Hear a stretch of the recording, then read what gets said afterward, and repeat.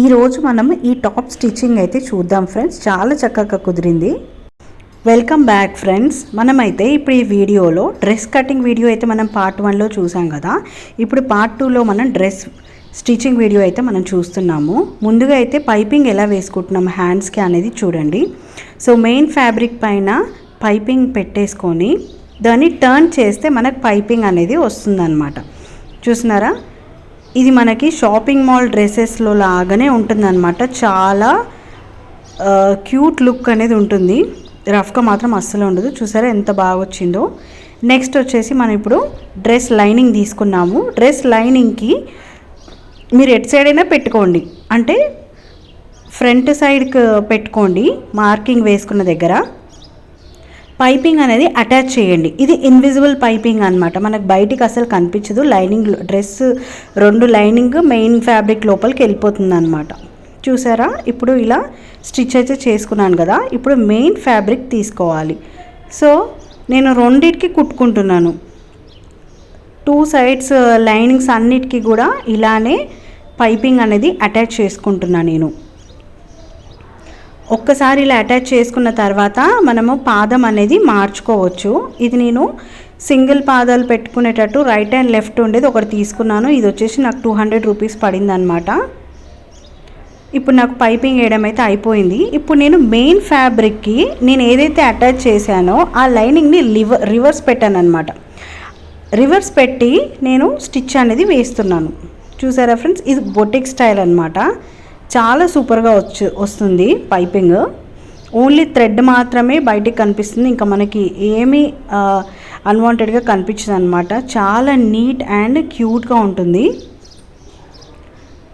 ఇప్పుడు మీకు ఇదైతే స్టిచ్చింగ్ అయితే వేసాను కదా, దీనికి కట్స్ పెట్టుకోవాలి.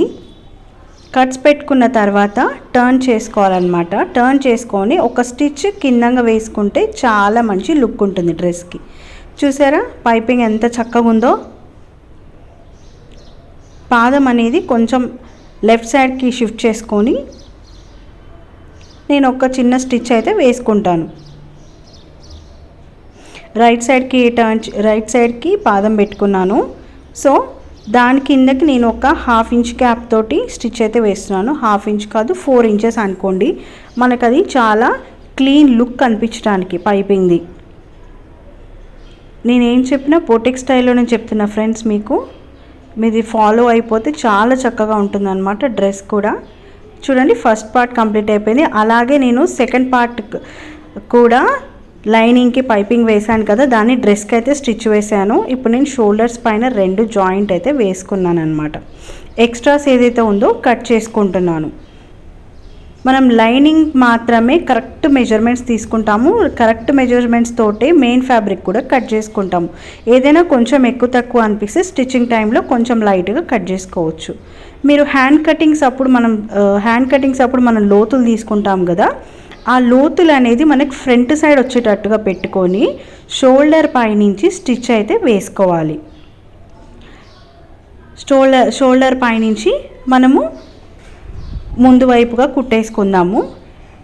అస్సలు లాగకూడదు ఫ్రెండ్స్. మనము కింద ఫ్యాబ్రిక్ అస్సలు లాగొద్దు. ఓన్లీ హ్యాండ్ ఏదైతే ఉందో ఫ్యాబ్రిక్ అది మాత్రమే కొంచెంగా జరుపుకుంటూ హ్యాండ్కి సెట్ చేసుకోవాలన్నమాట. లాగితే క్లాత్ సాగిపోతుంది. ఇప్పుడు నేను ఒక సైడ్ అయిపోయింది కదా. ఇప్పుడు నేను కంప్లీట్ స్టిచ్ అయితే రివర్స్గా తిప్పేసి మొత్తం స్టిచ్ అయితే వేస్తాను. స్టిచ్ వేసిన దానిపై నుంచే మొత్తం తిప్పుతాను అనమాట. షోల్డర్ పైకి వచ్చిన తర్వాత మళ్ళీ హ్యాండ్ క్లాత్ని కొంచెం కిందికి జరుపుకుంటూ షోల్డర్ కిందికి జరుపుకుంటూ నేను స్టిచ్ అయితే వేస్తాను. చూడండి, అలా అడ్జస్ట్ చేసుకుంటూ ఉండాలి. అడ్జస్ట్ చేస్తూ స్టిచ్ అయితే వేసుకోవాలి. లాగడం మాత్రం అస్సలు చేయకూడదు, సాగిపోతుంది అన్నమాట. ఇలా స్టిచ్ అయితే వేసుకున్న తర్వాత నెక్స్ట్ సైడ్ కూడా అలాగే స్టిచ్ వేసుకోవాలి. ఇంకొక సైడ్ కూడా సేమ్ హ్యాండ్ అయితే అటాచ్ చేసుకోవాలి. ఫ్రంట్ సైడ్కి మాత్రమే లోతులు వచ్చేటట్టుగా చూసుకోండి ఫ్రెండ్స్. హ్యాండ్ జాయింట్ చేసేటప్పుడు కన్ఫ్యూజ్ అవుతూ ఉంటారు. ఇప్పుడు హ్యాండ్స్ జాయిన్ అయిపోయింది కాబట్టి నేను లాస్ట్ ఒక స్టిచ్ అయితే వేస్తాను. ఫస్ట్ హ్యాండ్స్ రెండు ఒక్క దగ్గరికి పెట్టుకొని లాస్ట్ ఎడ్జ్ కుట్టు అయితే ఒకటి వేస్తాను. ఇప్పుడు నేను సీట్ దగ్గర మనం కట్ పెట్టుకున్నాం కదా, దానికి ఒక 1/2 ఇంచ్ పైకి నేను స్టిచ్ అయితే వేసుకొని ఆపేస్తాను అన్నమాట. ఇంకొక సైడ్కి కూడా హ్యాండ్ అలానే స్టిచ్ చేసుకొని రెడీ పెట్టేసుకుందాము. మనం డ్రెస్ హ్యాండ్స్ అటాచ్ చేస్తున్నప్పుడు, సైడ్స్ అటాచ్ చేస్తున్నప్పుడు 2 సైడ్స్ మనం క్లాత్ని సెట్ చేసుకోవాలి. ఎందుకంటే కొంచెం ముందుకి వెనక్కి అవుతూ ఉంటాయి. సో అన్నీ కూడా చెక్ చేసుకోవాలి. హ్యాండ్స్ కూడా కరెక్ట్గా వచ్చాయా లేదా అంటే ఒక్క దగ్గరికి వచ్చిందా. ఇప్పుడు నేను కట్స్ దగ్గర సీట్ కట్స్ ఏదైతే పెట్టామో టక్స్, అక్కడికి నేను ఒక 1/2 ఇంచ్ పైకి స్టిచ్ అయితే వేసుకొని ఆపేస్తాను. ఎందుకంటే ఇప్పుడు మనం డ్రెస్కి కట్స్ అయితే వేసుకోవాలి. ఫస్ట్ లైనింగ్ నేను కిందంగా ఫోల్డ్ అయితే చేస్తున్నా. ఒక్కసారి మనం కింద మొత్తం ఫోల్డ్ చేసిన తర్వాత లైనింగ్ మాత్రం మనం ఫోల్డ్ చేయలేము. సో ఫస్ట్ అయితే లైనింగ్ ఫోల్డ్ చేసుకుంటున్నాను. లైనింగ్ ఫోల్డ్ చేసుకొని కింది సైడ్ జస్ట్ ఒక 1/2 ఇంచు లోపలికి అలా మలిచేసుకుంటే చాలు. అంటే ఒక 4 లైన్స్ మందం ఉంటే చాలన్నమాట, మరీ ఎక్కువ అవసరం లేదు. 2 సైడ్స్ స్టిచ్చింగ్ అయితే అయిపోయింది.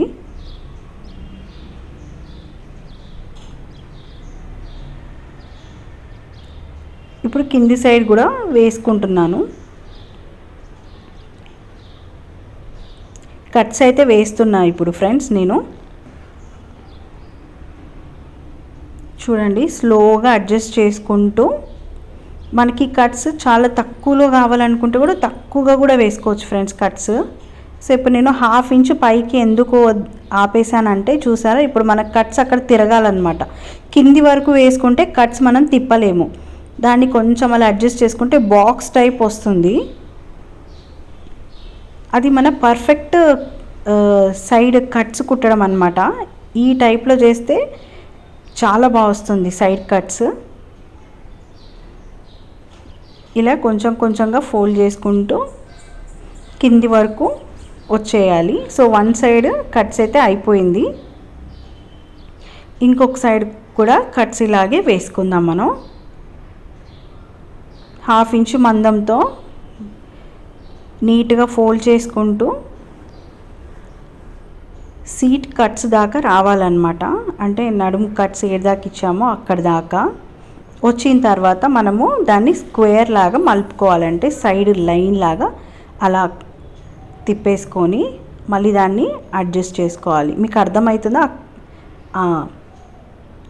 ఎందుకంటే అది బుగ్గ రాకూడదు అనమాట అక్కడ. ఎందుకంటే కుర్చీలాగా అట్లా ఏం రాకూడదు, జస్ట్ స్ట్రైట్గా వచ్చేసేయాలి అది.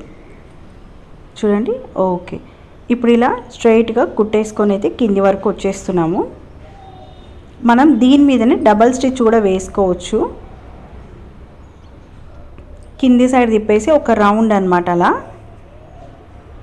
ఈ స్టిచ్ వేసిన తర్వాత కింద మనము ఎడ్జెస్ మొత్తం ఒకసారి సెట్ చేసుకొని ఏదైనా ఎక్కువ తక్కువ ఉంటే కట్ చేసుకొని కింద సైడ్ కూడా ఫోల్డ్ చేసేసుకోవాలి. కింద సైడ్ ఫోల్డ్ చేసుకున్న తర్వాత ఇప్పుడు మన ఫిట్టింగ్ స్టిచ్ అయితే ఒకటి వేసుకుంటే అయిపోతుంది హ్యాండ్స్ నుంచి నడుము వరకు. ఎందుకంటే మనము జస్ట్ ఒక లాస్ట్ స్టిచ్ మాత్రమే వేసాము, ఎందుకంటే కట్స్ అడ్జస్ట్ అవ్వాలి కాబట్టి. కట్స్ కోసం మనము జస్ట్ ఒక లాస్ట్ స్టిచ్ వేసాము. ఇప్పుడు మనం ఫిట్టింగ్ స్టిచ్ ఒకటి వేసుకునేది ఉందన్నమాట. కింద మొత్తం కూడా ఫోల్డింగ్స్ అయితే అయిపోయాయి. ఇప్పుడు మన కొలతల బట్టి ఒక్కసారి టేప్ పెట్టి మెజర్ చేసుకోవాలి. 6.5 ఇలా మనకి చెస్ట్ వచ్చేసి 9.5 ఇట్లా ఇది ఉంది కదా, అట్లా